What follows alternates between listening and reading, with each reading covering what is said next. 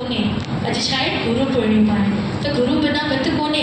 गुरु भले कंहिंखे बि कयो, छो कि ॾिसो साईं जन जोत हिकु आहे, रूप अने करे हर साधु हर संत हर महात्मा तव्हांखे नाम सिमरन करण लाइ नामदान ॾींदा, रस्तो ॾेखारंदा, पुट नाम सिमरन कंदा, शेवा कंदा, सुठा कर्म कंदा त तव्हांखे मोक्ष जी प्राप्ति थींदी।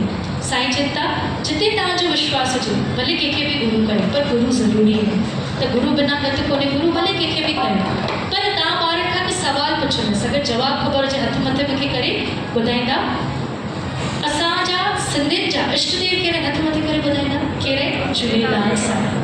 हाणे ॾिसो असां सभु आहियूं केरु सिंधी आहियूं, असांजी जाति सिंधी आहे, पर असां सभु केरु आहियूं? हिंदू सनातन।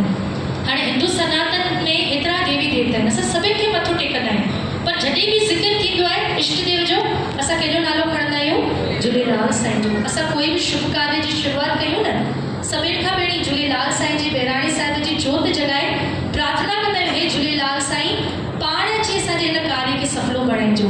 ऐं कोई बि कार्य जी समापति थिए त असां छा कंदा आहियूं? झोल जले करे पलो पाईंदा आहियूं।